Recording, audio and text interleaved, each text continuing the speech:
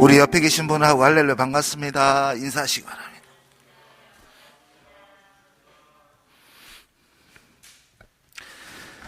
제가 지난주까지 마스크를 안 쓰고 이렇게 광고를 드렸는데 이번 주부터는 쓰고 하겠습니다.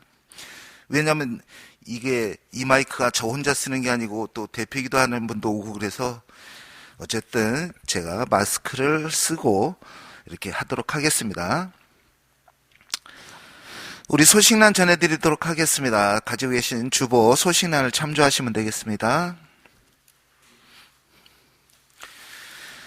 그리고 어쨌든 이렇게 건강한 모습으로 만나 뵙게 돼서 너무너무 감사드리고 또 주님 전에 오를 수 있도록 여러분들 건강관리 잘 하시는 거 더욱더 열심히 하시는 여러분 되시기 바랍니다. 지난주에 출근을 하면서 그냥 분명히 출발하기 전까지는 배가 안 아팠는데 중간에 배가 아파가지고 운전을 하면서 신호등 대기하면서 막 엉덩이에 힘을 주랴 악셀에다 밟으랴 엄청 고생을 한 적이 한 번도 아니고 두 번이나 그런 적이 있어요. 그래서 그냥 가다가 급한 대로 그냥 주유소로 들어가서 이렇게 그냥 해결을 했는데 가기 전까지 엄청 지옥이다 싶은 생각이 많이 들었다가 화장실을 갔다 오니까 여기가 천국이구나 이런 생각이 들었어. 그렇게 배 아프지 않은 그곳이 천국이구나 이런 생각을 했는데 여러분들 오늘 천국에 오셨다 생각하시고 지금 배 아프신 분은 없으시잖아요. 천국에 오셨구나 생각하시고 오늘 집중해서 드리시는 예배 되시기 바랍니다. 코로나 전염병 예방 수칙은 스스로 철저히 지켜야 합니다. 자신과 이웃에게 큰 해를 끼치고 병들게 합니다. 무엇보다 마스크 착용이 필수적이고 가능한 말을 줄이는 것입니다. 여러분들 더욱더 철저히 지키시는 예방수칙을 지키시고 건강 지키시는 여러분 되시기 바랍니다. 세계 종교단체 266개 단체는 문재인 대통령에게 항의 서한을 보냈습니다. 내용은 코로나를 인하여 명백한 종교 탄압이라고 한국 각 종교단체들은 지금껏 예의를 잘 지켜주고 있습니다. 과학을 중심으로 사는 세상과 모든 사람들의 영의 세계, 생명의 세계인 교회를 한낱 구멍가게처럼 생각해서 통솔하고 억압하고 탄압하고 죽임으로 해결된다는 것 참 놀라운 생각이라고 생각됩니다. 빌라도는 진리가 무엇이냐라고 물은 것 참으로 예의가 있는 말이라고 생각됩니다. 여러분들이 다 거듭해서 읽어보시고 어떤 것이 무시하고 강압하는 것인지 어떤 것이 상대를 인정하고 존중하는 것인지 생각해 보시는 여러분 되시기 바랍니다.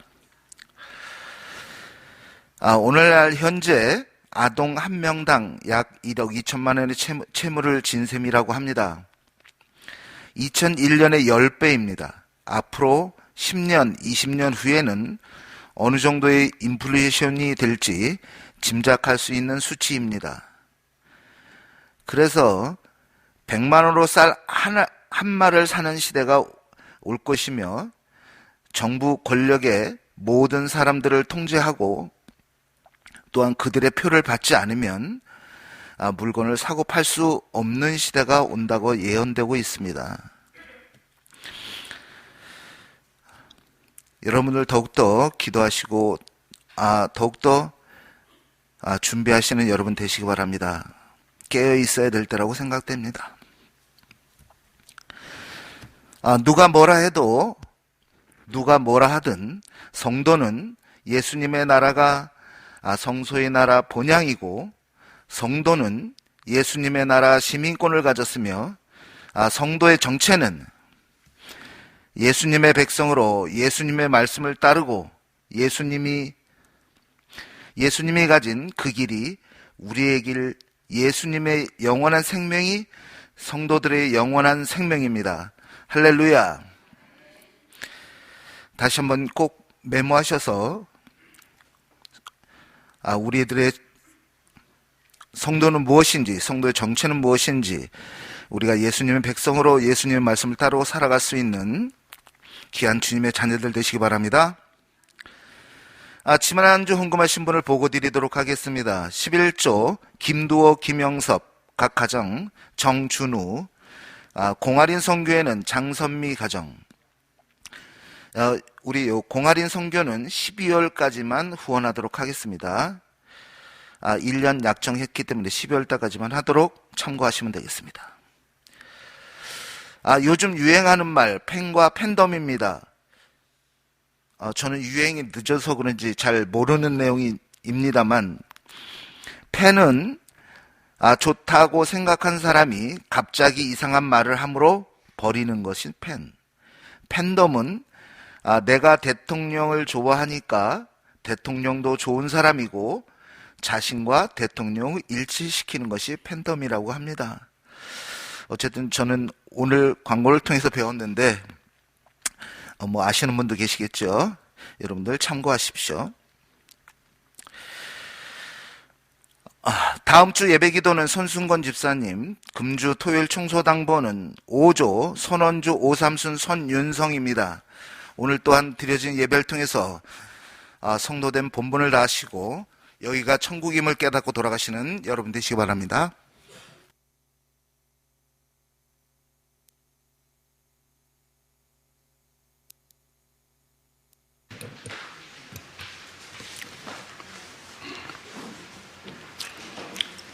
반갑습니다.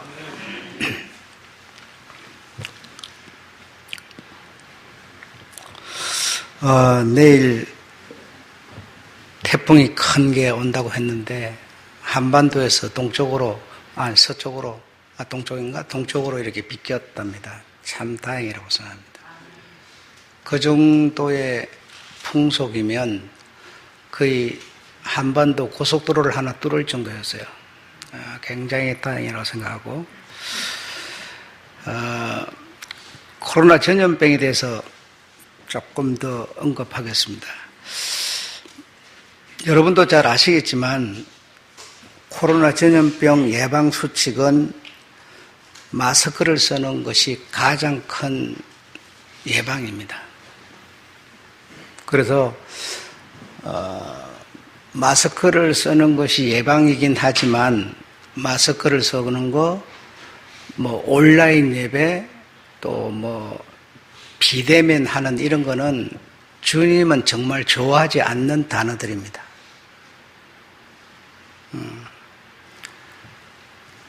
그러나 교회에 이렇게 모인다고 해서 코로나가 걸리는 게 아니라 마스크를 쓰지 않음으로 걸리는 겁니다. 그래서 제가 이번 주에 병원을 2번을 다녀왔는데요. 병원 대합실에 가면 사람이 바글바글해요. 바글바글한데도 아무렇지도 않아요. 왜 그럴까요? 마스크를 쓰고 있기 때문에요. 마스크를 쓰고 처음부터 끝까지 아무 소리 안 하고 그냥 앉았다가 진료보고 오는 겁니다. 입 딱 다물고 약국 갔다가 그냥 집으로 오는 거예요. 아무렇지도 않죠. 똑같은 얘기입니다. 그래서 마스크를 철저하게 쓰면 예방이 되는 거죠. 병원이라든가 지하철이라든가 한강공원 같은 데 가면 사람이 인산인해예요. 그래도 아무렇지도 않아요. 왜? 마스크를 쓰고 있기 때문에 가능한 겁니다. 그래서 여러분 마스크를 철저히 잘 쓰는 것이 예방수칙이라는 것을 믿으시기를 바랍니다.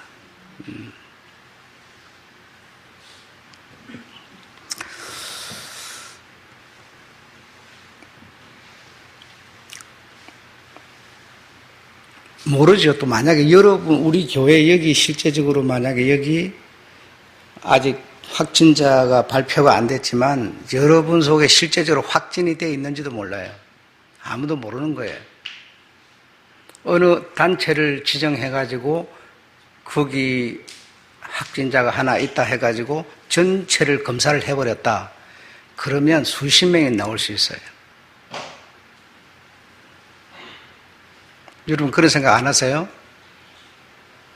우리 교회 여기도 지금 만약에 나를 검사를 해가지고 확진자가 나왔다. 그러면 여러분도 하면요. 태반이 여러분도 지금 감염되어 있을 수도 있어요. 그러니까 국민들 대다수가 지금 감염이 되어 있을 가능성도 있다는 겁니다. 거기에 대처할 수 있는 방법을 국가는 내놔야 되죠. 문제만 생기면 모이지 마라, 흩어져라, 이 말만 하고 있죠.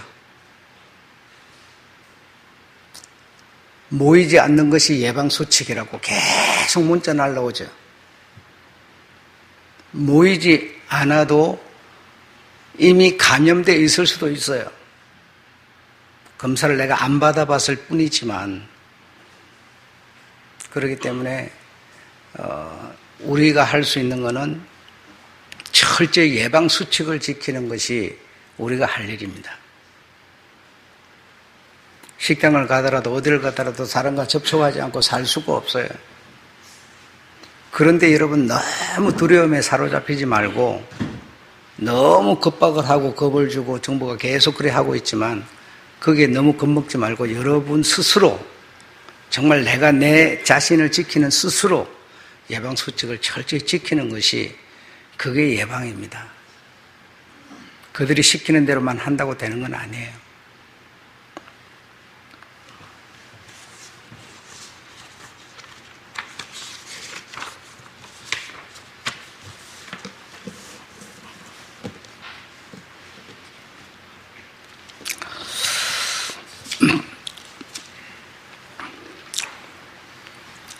사도행전 20장 22절부터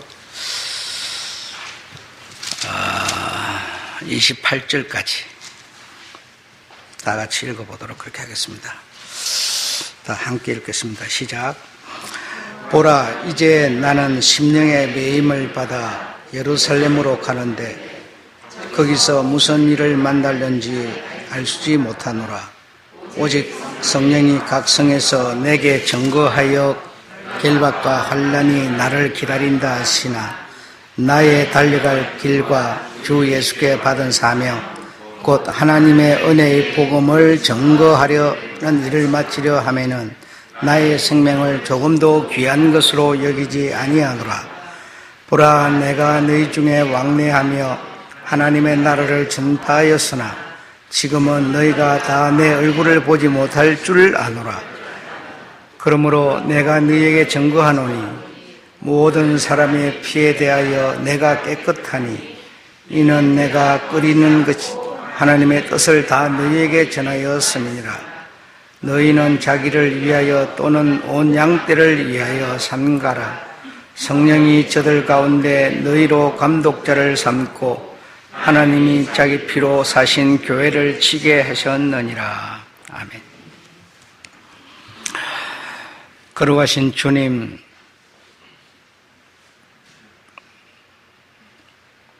저희 나라는 지금 전염병으로 예배를 마음대로 드릴 수 없는 지경에 놓여 있습니다. 앞으로는 예배를 드리고 싶어도 참으로 예배를 드릴 수 없는 날이 올 것이라고 말씀하고 계시지만 지금은 마음은 운이로되 육신이 약하여서 큰 힘을 이길 수 없어서 대항할 능력이 없어서 필요성을 뒤로 하고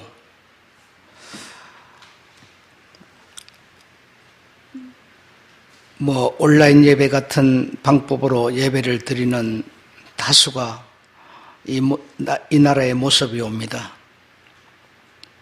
그럼에도 불구하고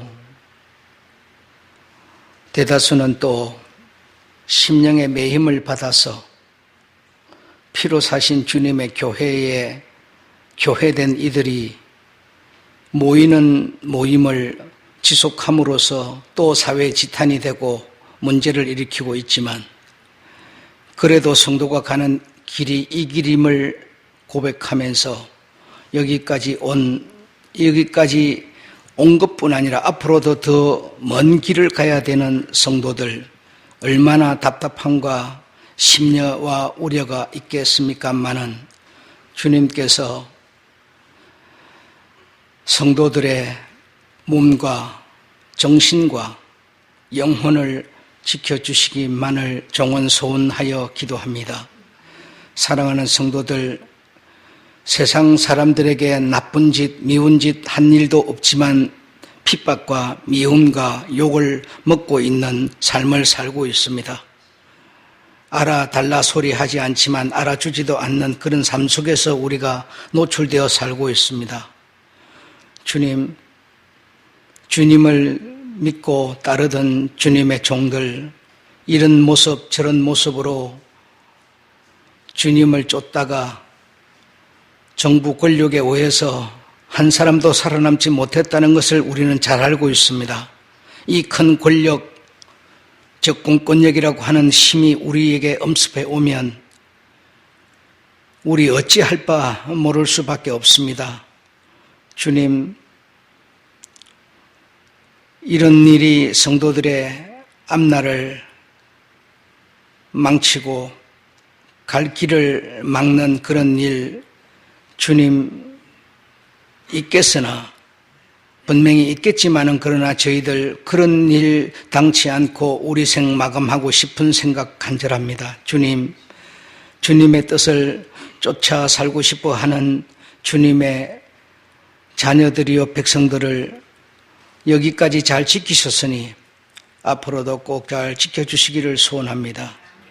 세상 무리한테, 과학자들한테 우리가 대항하여 이길 수 있겠습니까? 정부 권력에 싸워서 이길 수 있겠습니까? 우리가 기댈 곳은 정말 예수님밖에 없사옵고 예수님의 말씀 의지하는 것밖에 없사오니 이 세상에서는 정말 성경이 말씀하시는 바와 같이 그저 나그네같이 본향 찾아가는 잠깐 스쳐 지나가는 세상의 삶이라고 하는 그런 확신 가지고 사는 우리 성도들 되게 해 주옵소서. 주님 바라보고 주님 나라 바라보고 주님 말씀 의지하여 사는 주의 백성들, 종이 지킬 수 없사옵고 옆에 사람이 지킬 수 없사오니 주님께서, 살아계신 주님께서, 세상을 만드시고 사람을 만드시고 나라를 만드신 주님께서 주님의 백성들을 끝까지 지키셔서 함께 사는 그날에 큰 소망을 두게 해 주옵소서. 예배를 받아 주옵소서. 예배의 말씀을 주신 주님, 서로 공유하면서 위로받게 하시고 힘을 얻게 하시고 믿음에 굳게 설 수 있도록 역사해 주옵소서. 우리 주 예수님의 이름으로 기원하고 기도드렸사옵나이다. 아멘. 전능하사 천지를 만드신 하나님 아버지를 내가 믿사오며 그 외아들 우리 주 예수 그리스도를 믿사오니 이는 성령으로 잉태하사 동정녀 마리아에게 나시고 본디오 빌라도에게 고난을 받으사 십자가에 못 박혀 죽으시고 장사한 지 사흘 만에 죽은 자 가운데서 다시 살아나시며 하늘에 오르사 전능하신 하늘편 앉아 계시다가 저리로서 산자와 죽은 자를 심판하러 오시리라. 성령을 믿사옵고 목간 공회와 풍도가 서로 교통하는 것과 죄를 사하여 주시는 것과 몸이 다시 사는 것과 영원히 사는 것을 믿사옵나이다. 아멘. 383장 부르시겠습니다.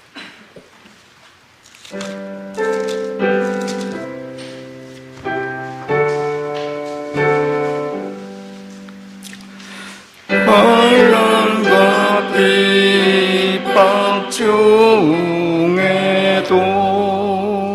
성도는 신앙 지켰네. 이 신앙 생각할 때 기쁨이 충만하도다.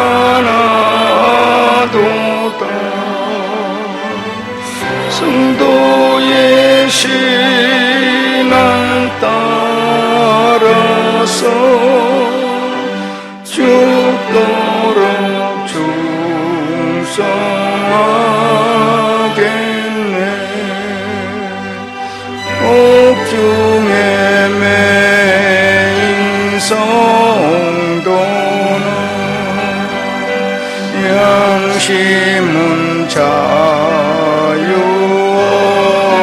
얻었네.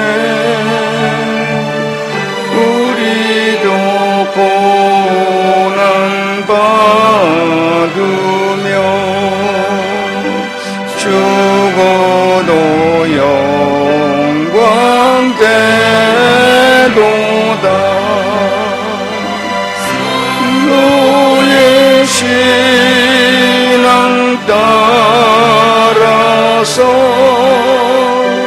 죽도록 충성하겠네. 성도의 신앙 본받아 원수도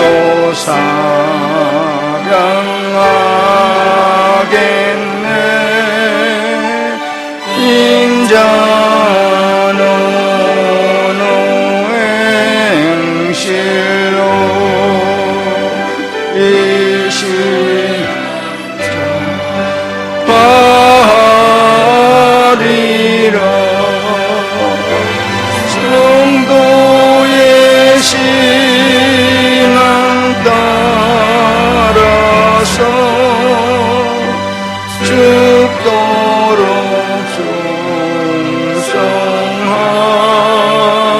충성하겠네.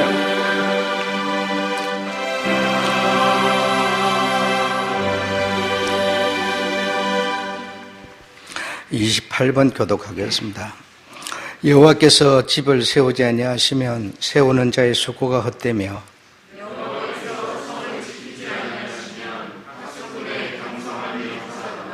너희가 일찍이 일어나며 늦게 누우며 수고의 떡을 먹음이 헛되도다.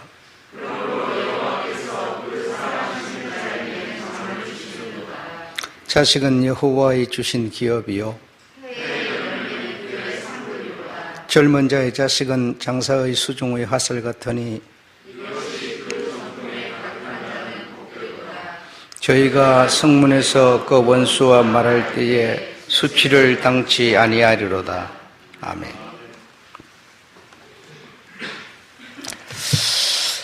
박만복 집사님께서 예배기도 드리도록 하겠습니다.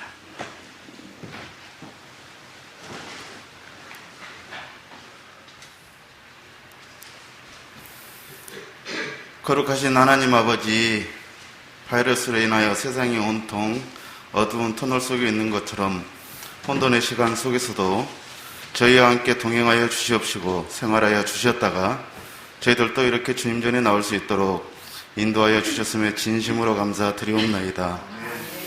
바이러스로 인하여 세상이 저희들을 바라보는 눈은 경멸과 멸시와 두려움과 모면의 대상이 되고 있사오니 저희들 이 바이러스로 예방 철저히 하여서 목사님과 함께 슬기롭게 대처하여서 본이 되는 그런 교회와 저희들이 될 수 있도록 인도하여 주시옵시고 함께하여 주시옵소서. 주님께서 주신 사랑 거저받은 저희들 그 주님의 사랑 입술로만 외치는 어리석은 자가 되지 않게 하여 주시옵시되 수없이 많은 선지자들 주님의 사랑 지키려다 고통당하고 환난당하고 결국은 죽음으로 주님과 함께 할 수 있었듯이 저희들 또한 주님의 사랑을 지키는데 육신의 최우선의 목표가 되게 하시옵시고 그 삶의 부족감 없게 인도하여 주셔서 저희들 모두 주님과 함께 할 수 있는 그런 끝날이 될 수 있도록 인도하여 주시옵소서. 기나긴 장마와 연이은 태풍으로 인하여 수없이 많은 이재민과 수재민 발생하고 있사오니 주님 그들과 저희들에게 함께하여 주셔서 이 재난 속히 극복하여서 그들도 주님과 함께 참 평안한 삶 살 수 있도록 큰 은혜 내려 주시옵소서. 오늘도 이 예배를 위하여 헌신한 손길들이 함께하여 주시옵시고 말씀 전하실 목사님께 함께하여 주셔서 어수선한 세상 속에서도 주님의 사랑 전하시는데 전혀 부족함 없는 목사님 될 수 있도록 함께하여 주시옵소서. 저희들이 슬플 때나 기쁠 때나 행복할 때도 언제나 함께 동행하여 주시옵시고 저희들과 함께하여 주시는 사랑하는 우리 주 예수 그리스도 이름으로 기도드리옵나이다. 아멘.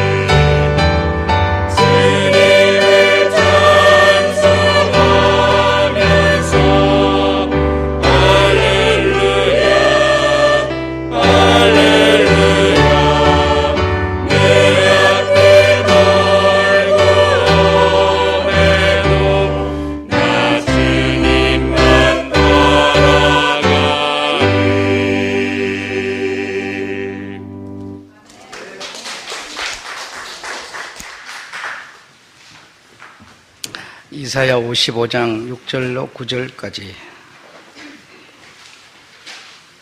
다 함께 읽어보도록 그렇게 하겠습니다. 이사야서 55장 6절로 9절입니다. 시작. 너희는 여호와를 만날 만한 때에 찾으라. 가까이 계실 때에 그를 부르라. 악인은 그 길을 불의한 자는 그 생각을 버리고 여호와께로 돌아오라. 그리하면 그가 긍휼히 여기시리라. 우리 하나님께로 나아오라. 그가 널리 용서하시리라. 여호와의 말씀에 내 생각은 너희 생각과 다르며 내 길은 너희 길과 달라서 하늘이 땅보다 높음같이 내 길은 너희 길보다 높으며 내 생각은 너희 생각보다 높으니라. 아멘. 내 생각과 하나님의 생각에 대해서 오늘 말씀을 드리도록 하겠습니다. 잠언서 3장 14절에 보면 지혜를 얻는 것이 금을 얻는 것보다 낫다라고 말씀합니다. 그러나 사람들은 절대로 그렇게 생각하지 않습니다. 금이 좋지, 돈이 좋지, 지혜가 좋다고 생각하지 않습니다. 각 분야별로 이렇게 지혜를 우리가 정말 가지고 있다고 하는 것은 굉장히 유용한 거죠. 나뿐 아니라 주변에 굉장히 유익을 줄 수 있는 그런 겁니다. 여러분 특히 거슬릴지 모르지만 모이지 마라 라고 하는 건 지혜가 아닙니다. 절대로 그거는 지혜가 아니고 누구나 쉽게 생각할 수 있는 소리들일 뿐이죠. 정말 이런 상황에서 어떻게 하면 코로나에 걸리지 않고 나라가 정말 건전해질 수 있겠는가라고 하는 지혜를 정말 가진다면 얼마나 행복하고 이 나라가 부강하겠습니까? 지혜는 정말 중요한 것 같습니다.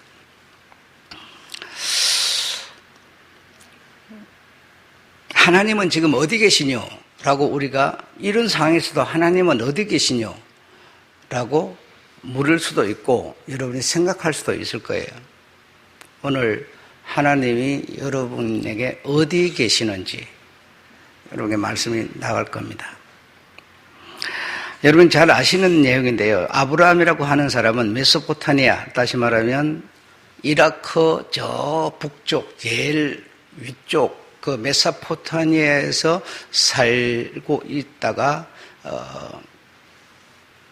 자리를 옮겼습니다. 왜 옮기는지에 대해서는 여러분에게 이미 말씀 다 드렸고 많은 내용이기 때문에 말씀드릴 수 없죠. 그래서 그 메소포타미아에서 그 수천 킬로를 내려와서 아버지와 아버지 데라와 함께 어디서 살았는가 하면 하란이라고 하는 곳에서 살았습니다. 그래서 하란에서도 오랫동안 살면서 재산도 많이 모았고 그리고 얻은 사람 있잖아요. 자기 자식이 아니지만 자기가 이렇게 얻은 사람, 다시 말하면 자기 무리가 된 사람들도 많았어요.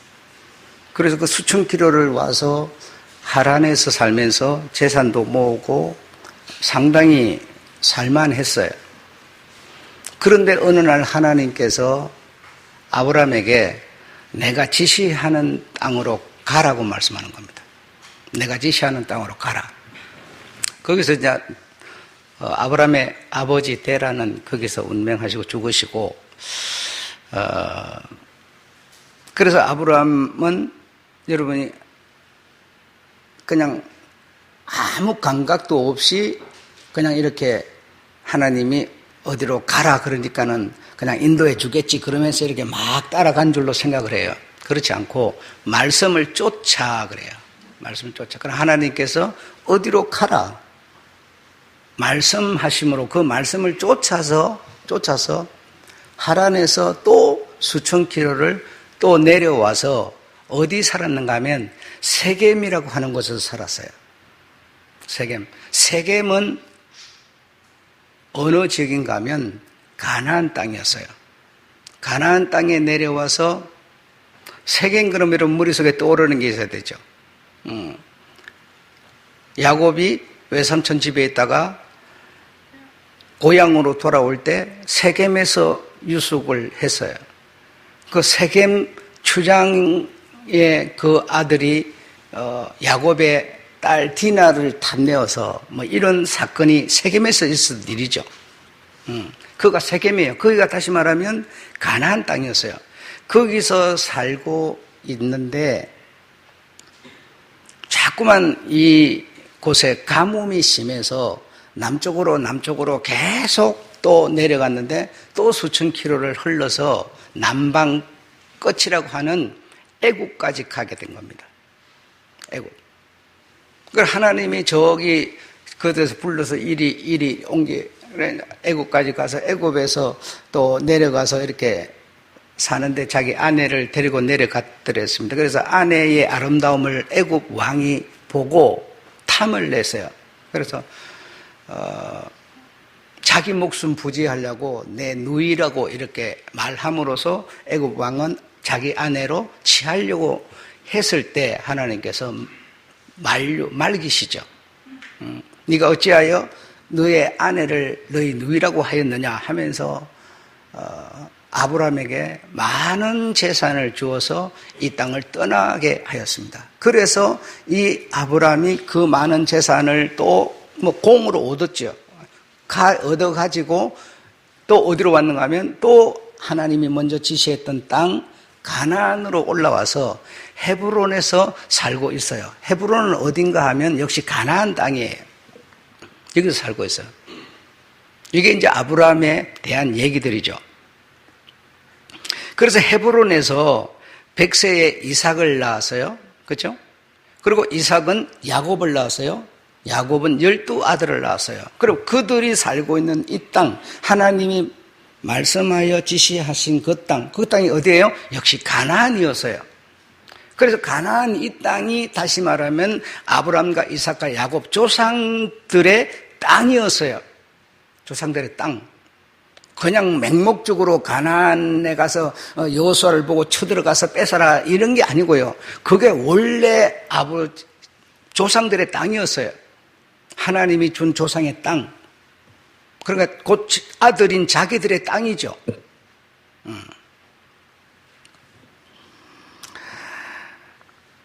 그래서 야곱이 12아들을 낳아가지고 이 가나안 땅에서 살고 있는데 여전히 가뭄으로 흉년이 들어서 애굽의 도움을 받을 수밖에 없는 상황이 됐어요. 그렇죠? 그래서 애굽에 먼저 야곱의 아들 요셉이 내려가서 살고 있었고 거기서 굉장한 지위를 얻어서 살고 있었습니다. 그래서 야곱을 따라서 한 70명 되는 그 식솔이 모두 애굽에 내려가서 고센 땅이라고 하는 그 기름진 풀이 많은, 이분들은 목동들이니까 양을 키우는 이런 사람들이니까 양이 풀이 있어야 되잖아요. 그래 풀이 많은 그런 지역을 배정받아 가지고 거기서 산지가 430년을 살았어요. 그러니까 여러분 이 그림이 굉장하지 않습니까? 지금 내가 말씀드리고 있는 그 그림이 메소포타미아에서 이러한 연유 때문에 살기 싫고 정이 떨어져서 하란으로 오고 그 거리가 수천 킬로예요. 그런 큰 그림 속에 들어있는 이 그림을 한 부분만 보면 하나님의 손길을 볼 수가 없는 거죠. 그래서 430년을 살고 있었는데 하나님이 모세로 하여금 애굽에서 탈출을 시키려고 시도를 하십니다. 시도를 하는데 사실 이스라엘 히브리 민족들이 하나님이 탈출을 시키려고 한다고 해서 모세로 더불어서 탈출을 하지만 불가능한 일이죠. 절대로 이루어질 수 없는 일이었죠. 그래서 시간이 가더라도 내가 어떻게 해보겠다. 이렇게 모세는 말씀을 드렸지만 그렇게 할 동안에 내 백성들 거기서 다 죽게 생겼다. 네 그 생각으로 하다가는 내 백성들 거기서 애굽 사람들한테 하나도 살아남지 못하고 다 죽게 생겼다. 그래서 급속도로 급속도로 내가 일을 처리하마 해가지고 내려진 것이 바로 재앙사건이었습니다. 재앙사건.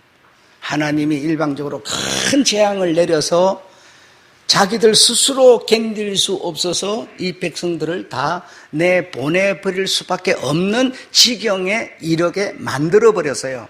급속도로 여러분. 그래서 그들이 장정만 60명, 장정만 60명이면 거기 부인이 있을 테니까, 그죠? 또 뭐 동생도 있고 아이도 있고 염소, 소 뭐 이런 것도 있고 옷도 재물도 있고 막 이런 멍청 다 사람의 명수로 치면 300만 명이라고 표현을 하고 있는 거거든요. 300만 명이 여러분 엄청난 숫자입니다. 머리수가 막 콩나물 시루 같은 거죠. 그 백성을 이끌고 하나님이 이제는 지시하는 땅, 또 어디로 가요? 너희 땅, 너희 땅, 너희 조상의 땅이면 너희 땅이죠. 그 땅 가나안으로 가도록 하나님이 인도를 하는 겁니다. 애굽을 이제 탈출해서 나와서, 근데 이제 홍해를 건너가지고 이제 가나안까지 가는데 첫 번째로 수르 광야라고 하는 이 광야, 이 네 광야를 지나서 자기 조상의 땅으로 가게 되는 겁니다. 이 네 광야, 다시 말해, 여러분 광야 그러면 알잖아요. 모래가 많고 뭐 이렇게 높은 나무도 없고 그냥 이렇게 뭐 조그마한 이 잡초 같은 이런 것만 있고 물이 없고 한 그런 게 광야잖아요. 돌만 있고. 첫 번째 수르 광야를 3일 길을 이렇게 가게 되는데 물을 얻지 못했어요. 그래, 물을 얻지 못하니까 하나님께서 썬물에 나무 잎사귀를 던져서 단물이 되게 만드셔서 그 백성들에게 먹이십니다. 거기를 또 지나서 이제 신강야를 들어가게 되는데, 신강야에 들어가서는 여러 가지 사건이 있지만 가장 대표적인 사건이 만나와 메추라기, 다시 말하면 이제는 가지고 온 음식도 다 떨어졌잖아요. 그러니까 먹을 게 없으니까 먼저는 물이 없다고 타령했고, 두 번째는 먹을 게 없다고 이제 타령을 하니까 하나님께서 하늘에서 뭐요? 만나와 메추라기를 내려서 그들에게 양식으로 주게 되는 그곳이 곧 신광야라는 곳입니다. 네, 그게 가장 대표적인 사건이에요. 세 번째는 신의 광야. 신의 광야까지 가는데 90일이 걸렸는데 신의 광야 그럼 여러분 머릿속에 탁 떠오르는 게 뭐죠? 모세가 시내산 꼭대기에 올라가서 율법판을 받는 게 신의 광야의 가장 큰 사건이었죠. 거기서 내려오니까 뭐 어떤 일이 있었다 이런 거 지금 다 얘기 안 하고 지나가는 겁니다.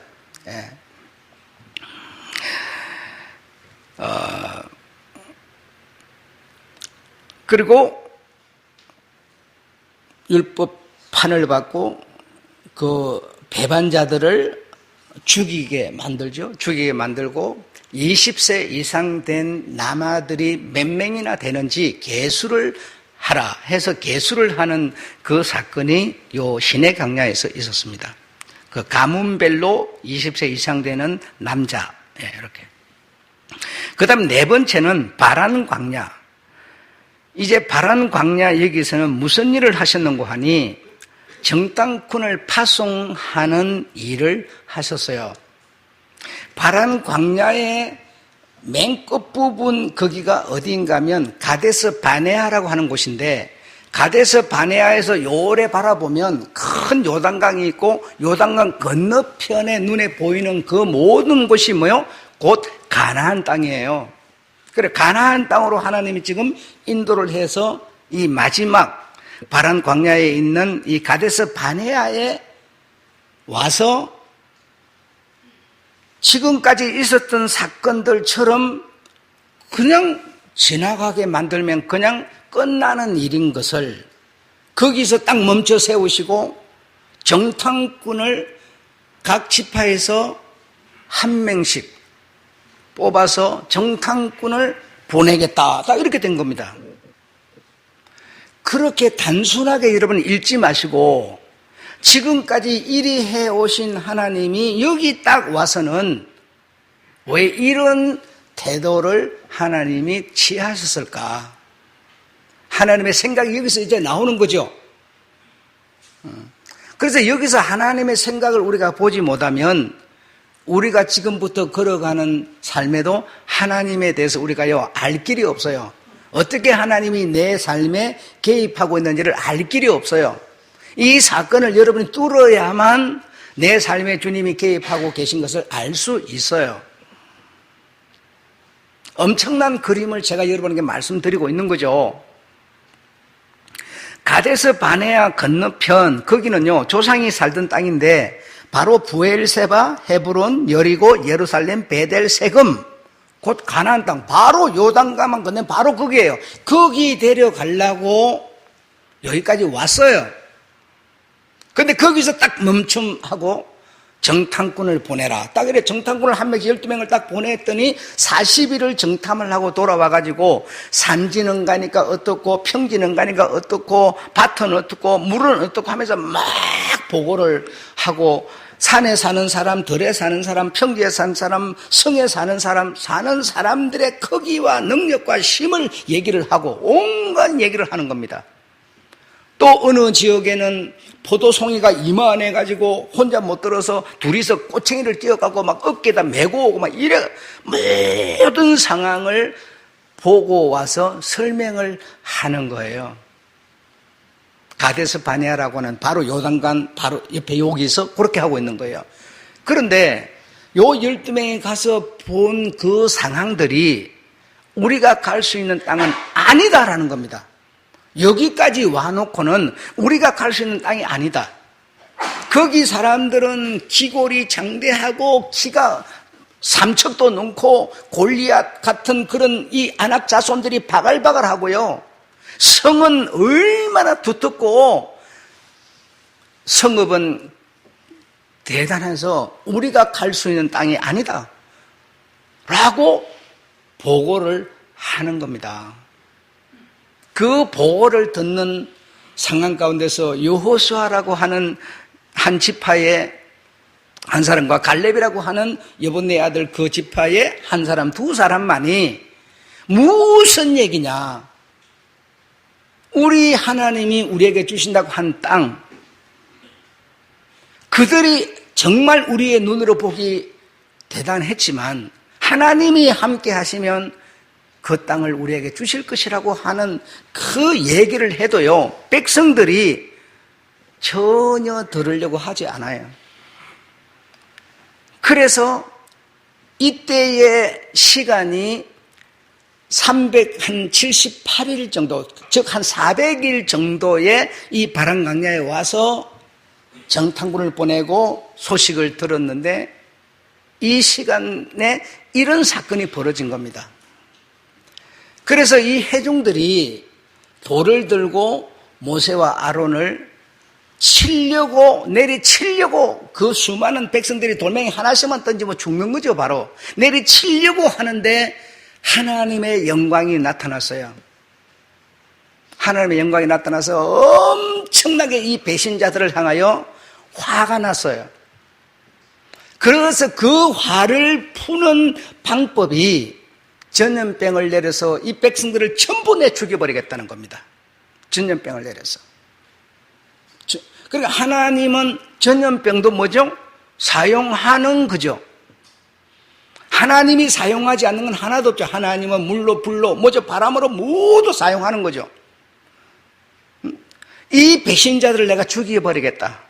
그리고 모세 너를 통해서 새로운 후손으로 내가 큰 민족을 이루게 하겠다라고 하는데 모세는 동의하지 않고요. 무릎을 텁썩 꿇고 하나님 제발 그리하지 마십시오. 살려주십시오. 이 백성들을 죽여버리면 세계 만민이 듣고 하나님이 애굽에서 백성을 건져는 왔지만은 그래도 요단강을 건너서 저 성읍으로 들어갈 힘이 없어서 여기서 죽였다 그럴 겁니다. 그러니까 제발 죽이지 마세요.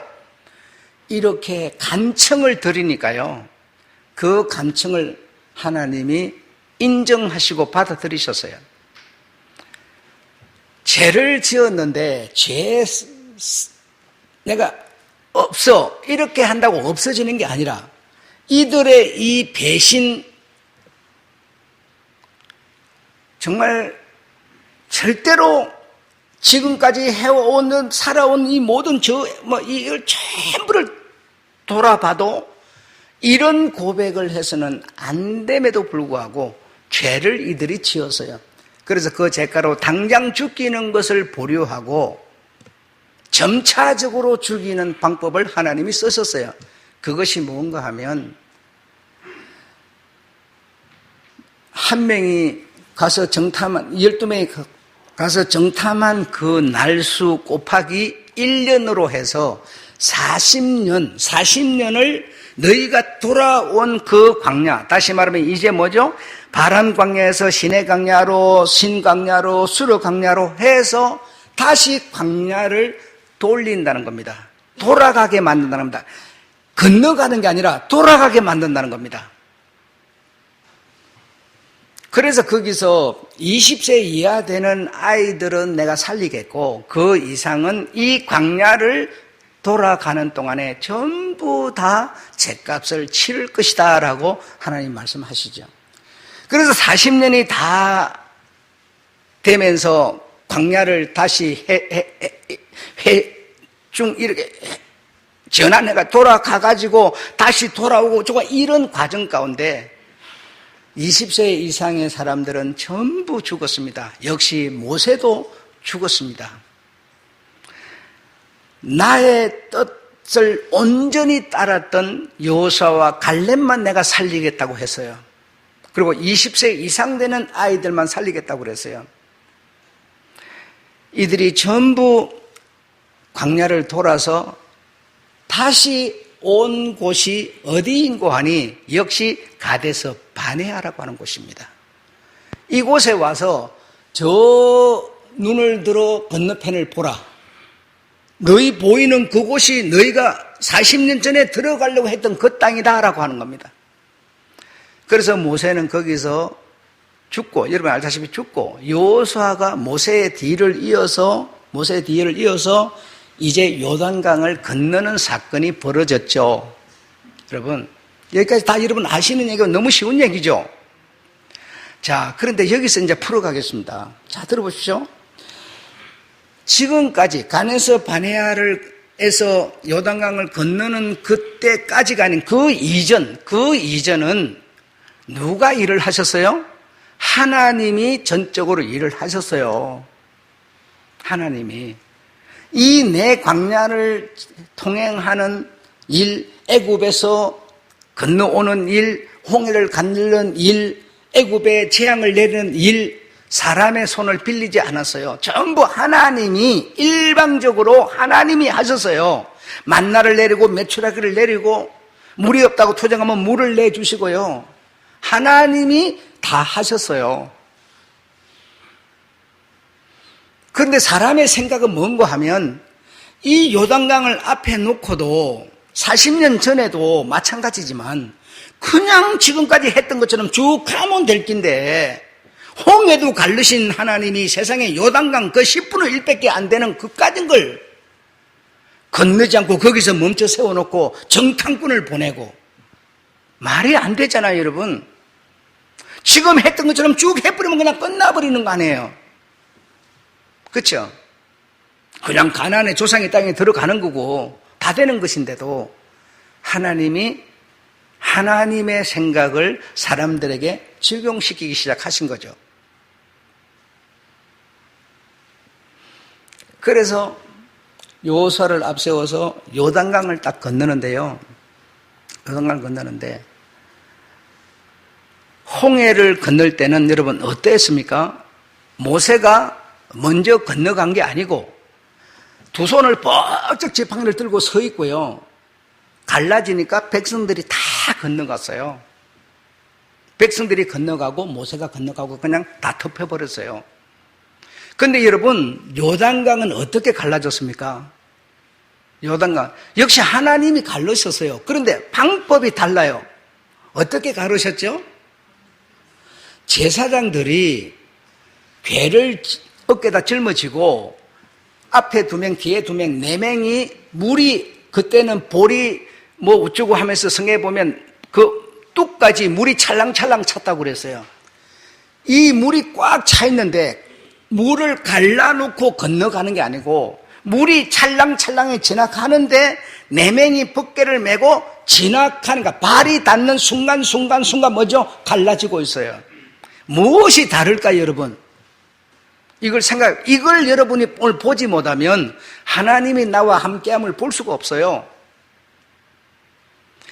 가데스 바네아까지 올 때는 하나님이 전적으로 해 오셨어요. 그런데 가데스 바네아에서 요단강을 건너는 때부터는 내가 물론 하지만 너희와 함께 하겠다는 겁니다. 함께 하겠다는 거예요. 그래서 가데스 바네아까지 올 때까지의 이 모든 역사와 일은 한마디로 표현을 하면 인간의 속죄를 말하고 있는 겁니다.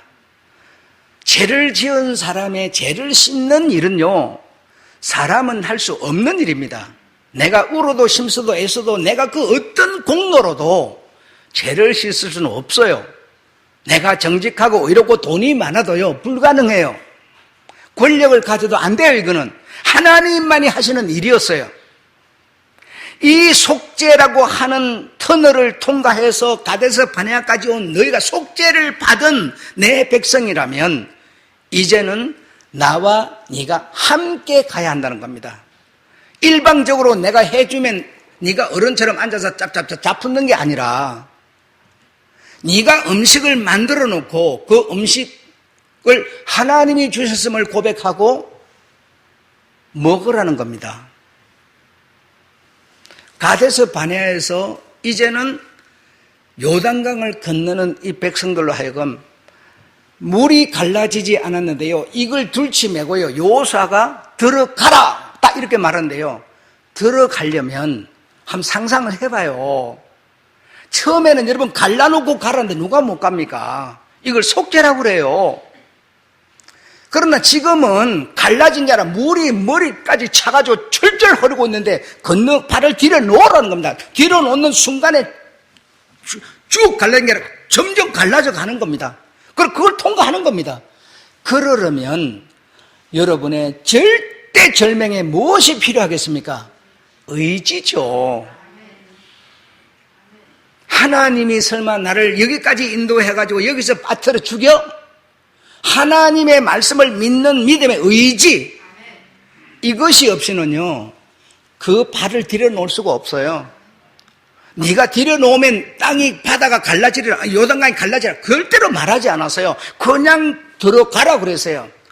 발을 옮기려면 여러분 의지가 없으면 아무것도 할 수 없는 일이었죠. 뿐 아닙니다. 여리고 성을 뭐하라? 돌아라. 하나님이요 옛날 같으면 뭐죠? 확 밀어버리죠. 장풍으로 바람으로 확 밀어버리고 가라 이러면 되는데요, 그게 아니었어요. 돌아라 그래요.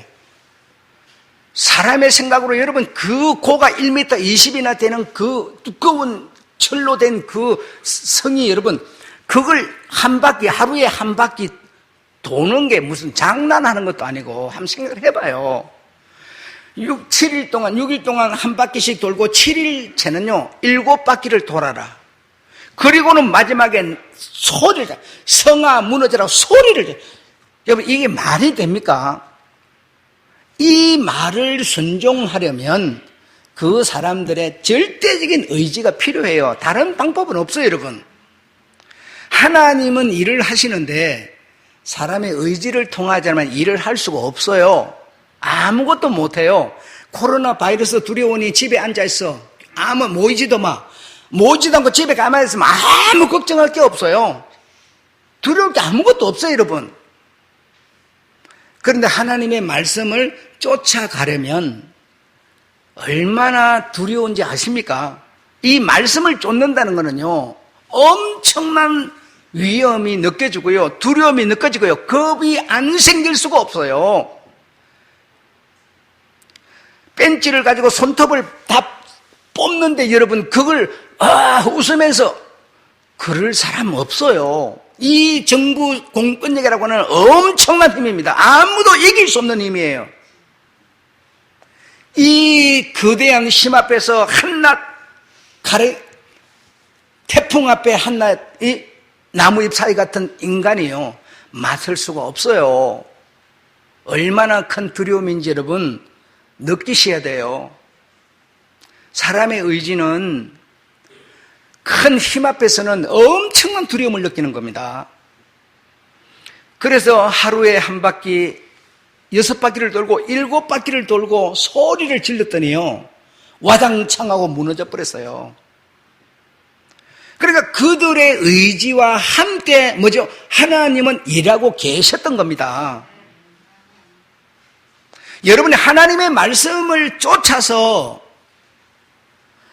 행동하고 먹고 있고 마시고 살아가는 이 삶 속에 하나님이 함께하고 계신 겁니다. 처음부터 아브라함은 말씀을 쫓아서 간 것이지, 그냥 뭐 침받다 가다 탁 때려봐가지고 이쪽으로 가자 저쪽으로 가자 이러지 않았어요. 말씀을 쫓아서 간다는 것은 정말 두려움일 수밖에 없어요. 여러분의 생각, 사람의 생각은 이건데 하나님의 생각이 이거라고 그러면서 이리 가라고 하는데 얼마나 두렵겠습니까? 그런 현실이 오늘 세계에 놓여 있는 거예요. 특히 한국에 놓여 있는 거예요, 지금. 그리고 거기서 여리고성을 무너뜨리고 계속 이제 헤브론까지 밀고 올라가는데요. 아이성이라고 하는 조그마한 성이 또 하나 있었어요. 그러면 지금까지 기세라면요, 이거는 그냥 가면서 밟으면 끝나는 거죠. 그렇잖아요. 그런데 하나님이 뭐라 하셨는가 하면 정탐꾼을 보내라 그랬어요. 정탐꾼을 보내라. 정탐꾼 보낼 게 뭐 있어요? 지금까지 여러 번도 무너뜨리고 우리가 확 밀어버리면 끝나는 거지. 이러면서요, 무섭게 여겼어요. 하나님의 말씀을 안 듣고 어떻게 했습니까? 겨우 한 3,000명 정도 보내갖고 이랬더니요, 뺨 따고 맞고 엉덩이 걷어 차이고요, 피조금이 돼가지고 도망왔어요. 여러분, 이렇게 가데스 바네아까지는 하나님이 하시는 일이었지만, 이제 속죄를 받은 내 백성들은 하나님의 말씀을 쫓아서 무엇으로? 너희들의 의지로 나의 말을 쫓아서 행할 때 내가 함께 하리라는 겁니다. 함께 하라. 그래서 우리가 지금은 속죄를, 우리 주 예수 그리스도로 말미암아 속죄를 받은 인생들이에요. 그를 보고 성도라 불러요. 성도들은 오직요, 이 세상에 살아가는 그냥 나그네로 사는 겁니다. 내 목표는 오직 하나님이고요, 예수 그리스도만 내 눈에 보여야 되고요, 그분의 말씀만 쫓아서 가려니까 얼마나 두려움과 위협이 내게 오지만 돈 한 푼 없는 나에게 300만 원 벌금을 매기니 어쩌니, 아니 내한테만 매기면 좋겠어요. 여러분한테도 매긴데 얼마나 두려움이 큰지 아세요? 내가 무슨 3천만 원 3억이 있어요? 단체들 하나 죽이는 건 여러분, 아침에 앉아서 밥 한 끼 먹는 것보다 쉽습니다. 옆에서 누가 뭐라 그래도 그 말 필요 없어요. 그냥 지 뜻대로 가면 끝나는 겁니다. 공권력의 힘은 그런 거예요. 거기에 맞서는 힘은 정말 나약한 거죠.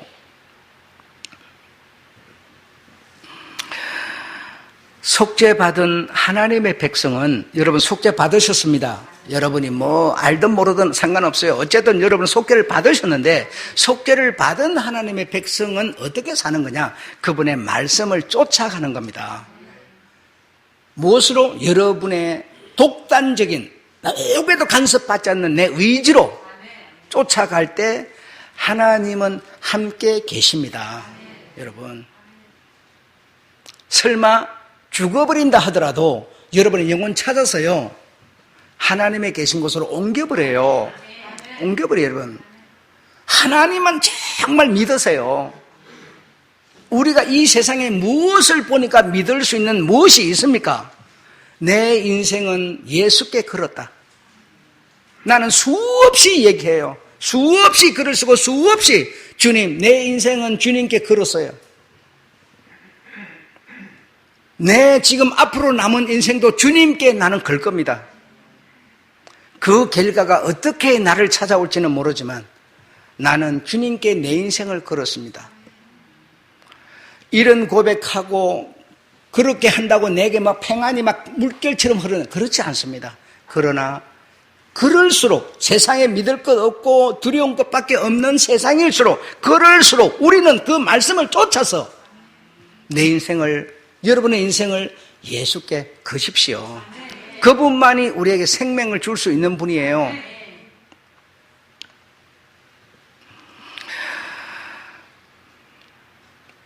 그래서 이제 가서 가나안에 들어가서 12지파에게 너는 이 땅, 너는 이 땅, 너는 이 땅 다 나눠줬어요. 나눠주고 여호수아가 나눠주고 마지막으로 이제 당신의 그 여정, 나이 많아서 이제는 인생의 항원기, 이때를 접어선 여호수아가 마지막 말을 남깁니다. 그 말이 무엇이었는가 하니 24장에 나오죠. 나와 내 집은 오직 여호와만 섬기겠노라. 너희는 지금 선택하라. 그렇게 말합니다. 가나안에 딱 들어가고 보니까요, 하나님의 말씀을 쫓아서 사는 게 아니라 사는 게 정말 여호수아가 봐도 불안한 상황이에요. 불안한 상황이에요. 그래서 나와 내 집은 오직 여호와만 섬기겠노라. 너희는 지금 내 앞에서 어찌하겠는지 선택하라 라고 하니까 백성들이 그래도 뭐 체면이 있는지, 그동안 우리 하나님이 해오신 게 어딘데 우리가 하나님을 버릴 수 있겠습니까? 이렇게 말을 합니다. 그 말을 듣고 여호수아는 잠을 잤어요. 예. 그 잠이 인간적인 시간으로 보면 수천 년이죠. 그러나 영적 세계에서는 지금 내가 잠을 딱 자도, 지금 딱 죽어도요, 깰 때가 인간 세상에는 수천 년이 흘렀어도 영적 세계에서는 지금이 바로 지금입니다. 지금 자고 지금 깨는 겁니다. 이 시간, 하루 24시간, 24시간이 몇 개 모이면 얼마 하는, 이거는요, 인간들의 생각에 의한 시간입니다. 하나님의 시간이 아니에요. 하나님의 시간은 영원한 시간으로서요, 처음과 끝이 없는 시간으로서요, 지금 내가 죽으면, 아이고, 언제 깨? 언제가 없어요. 지금 깨는 겁니다. 예. 그래서 여호수아는 그 말을 하고, 그 족장들의 그 말을 듣고 잤어요.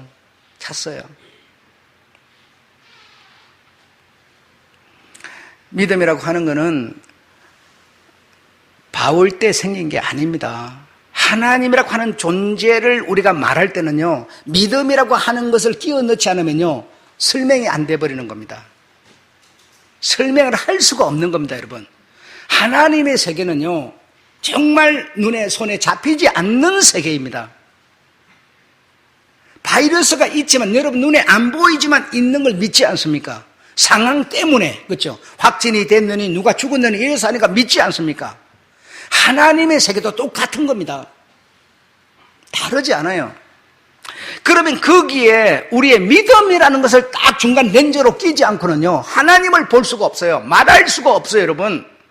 믿음의 렌즈를 딱 중간에 끼지 않으면 하나님과 나는요, 대화가 안 돼버려요. 만나야 되겠다, 봐야 되겠다. 아니요. 그렇게 하나님은 시시하게 우리 사람 만나주는 분도 아니에요. 만나지지도 않아요. 영 안에서, 생명 안에서, 믿음 안에서 우리는 항상 그분의 말씀을 쫓아가는 우리의 삶에 항상 우리는 하나님을 함께하고 계세요. 함께하고 계세요. 믿음이라고 하는 것은 여러분의 의지라고 하는 것으로 분출되는 건데, 이 의지가 없으면 믿음이라는 것도 있을 수가 없어요. 믿음이라고 하는 것을 딱 전면에 내세우려고 그러면요, 여러분의 생각 속에는 뭐가 와요? 두려움이 먼저 오죠. 겁이 먼저 오죠. 돈 내놔라, 헌금 해가 교회 짓는다 그러면요, 이거 내놓으면 내가 어떻게 살지 딱 먼저 계산이 빡빡빡 돌아가 버려요. 벌써 믿음은 그런 계산에 움직이는 게 아니죠. 세상 요구를 따를 것 같으면 믿음은 필요 없습니다. 정말 내가 믿음으로 살리라. 내가 말씀을 쫓아가는 이 쫓아가면은 여러분의 의지로 말미암은 믿음. 그래서 하나님은 지금 어디 계시뇨? 여러분이 하나님을 믿고 말씀을 믿고 쫓아가는 그 삶 속에 주님은 계신 겁니다. 할렐루야. 바울은 환난과 결박이 나를 기다리고 있다. 내가 예루살렘 올라가면 저것들이 나를 이렇게 할 거라고, 결박할 거라고, 죽일 거라고 각 성에서마다 선지자들이 내게 말했다. 그러나 내가 무엇의 매임을 받아? 양심의 매임을 받아.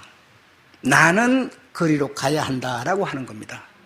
예수 그리스도와의 관계 속에서 믿음의 렌즈를 통해서 보고 느끼고 만지고 하는 이 분이 내게 준 그 마음, 믿음, 이 양심, 이거는 여러분 정말 버려버리려면 아무것도 아니고요. 이걸 지키려고 그러면요, 태산처럼 귀한 겁니다. 내가 결박을 당하여 죽을지라도 나는 양심의 매임을 받아 나는 그 죽을 곳으로 가노라. 그래서 갔더니 아니나 다를까 죽이려고 그랬고, 사는 길이 딱 한 가지 하나님은 길을 내셨죠. 그게 무엇이었습니까? 로마 시민권이었어요. 나 로마 시민이야. 로마 시민을 너희들이 죽일 수 있어 하니까 로마 시민을 우리가 죽일 수 없다. 그래서 배를 타고 로마로 가서 로마에서 복음을 전하고 온 세상에 복음을 전하게 됐다는 사실을 기억하십시오. 정말 죽을 수밖에 없는 그런 정말 하나의 나무 잎사귀 같은 바울이었지만요, 하나님의 말씀을 쫓았을 때 그 순간순간마다 하나님은 길을 준비하고 계셨습니다. 그러기에는 얼마나 사람이 가진 의지라고 하는 믿음이 연약하고 겁이 났겠습니까? 그럴지라도 내 인생을 나는 당신 예수께 걸었어. 이런 여러분 되시기를 주 여러분 축원합니다. 마치겠습니다.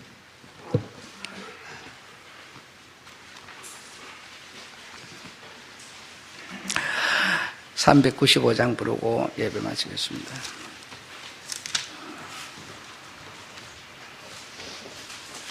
우리는 오늘 다 시험을 당했습니다. 환난을 당하고 있습니다. 그럴 때일수록 우리는 범죄치 말고 용기를 내어, 용기는 바로 의지에서 나오는 것이죠. 물리쳐라 라고 말하고 있습니다. 395장 부르겠습니다.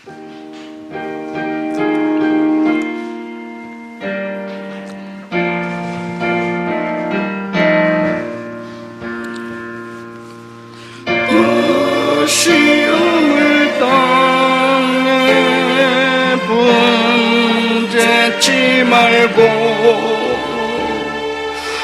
너 용기를 다해 곧 물리쳐라. 너 시험을 이겨 새 힘을 얻고 주 예수를 믿어 늘 승리. 2절 하겠습니다. 내 친구를 삼가 잘 선택하고 내 친구를 삼가. 나의 친구는 오직 예수 그리스도뿐이십니다. 내 인생을, 남은 인생을 예수 당신께 거옵니다.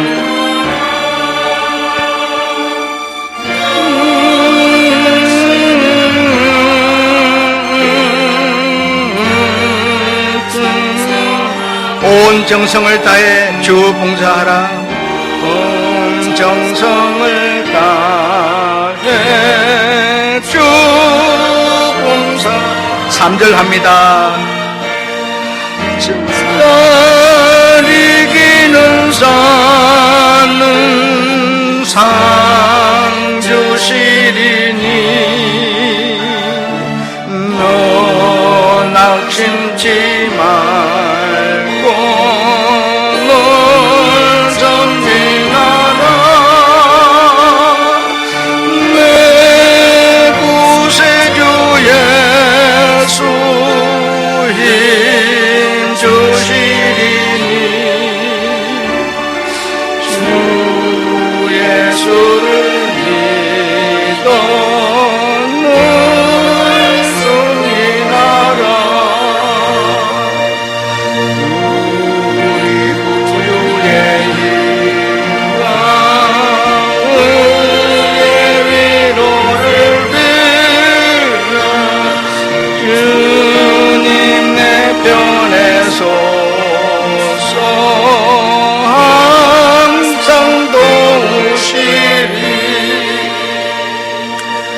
기도하겠습니다.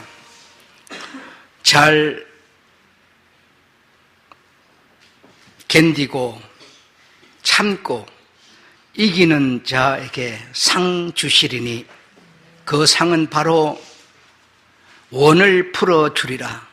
환난과 시험과 핍박을 받고 심지어는 죽고 재산을 뺏기고 쓰레기처럼 취급을 받은 것에 대한 원을 풀어주리라. 내가 살려서 나와 함께 1000년 동안 왕노릇 하자. 그리고 내가 말한 영원한 본향이라고 하는 것으로 함께 가자 하시는 바로 이것이 우리 주님께서 잘 견디는 자, 이기는 자, 승리한 자들에게 주는 원을 푸는 상, 곧 복이라고 말하고 계십니다. 거룩하신 주님, 정말 세상 어디를 봐도 종교계를 봐도 정치계를 봐도 의료계를 봐도 내 믿음을 거기다 심어서 소망을 얻을 만한 정말 믿을 만한 구석이 없사옵니다. 모든 사람들의 욕심이 서로 줄당기게 하고 있는 모습 속에서 분주하게 살아가는 세상 그 어디에서 내가 위안을 받을 곳이 없사옵니다. 주여, 내 인생은 그리고 남은 인생은 주님께 걸었습니다. 주님의 말씀을 쫓아가는 데 내 인생을 걸었습니다. 마음은 생각은 심히 두렵고 겁이 납니다. 하지만 주여, 그래도 나는 주님의 말씀을 쫓아가렵니다. 아무도 따라와 주지 않고 아무리 그 길이 외롭지라도 되돌아서 오지 않겠습니다. 그 걸음마의 길의 마지막은 낭떠러지 죽음일지라도 그곳에 주님 계셔서 내 손 잡을 줄로 믿고 주여, 내 의지 또 오늘 내일 또 다지면서 가옵니다.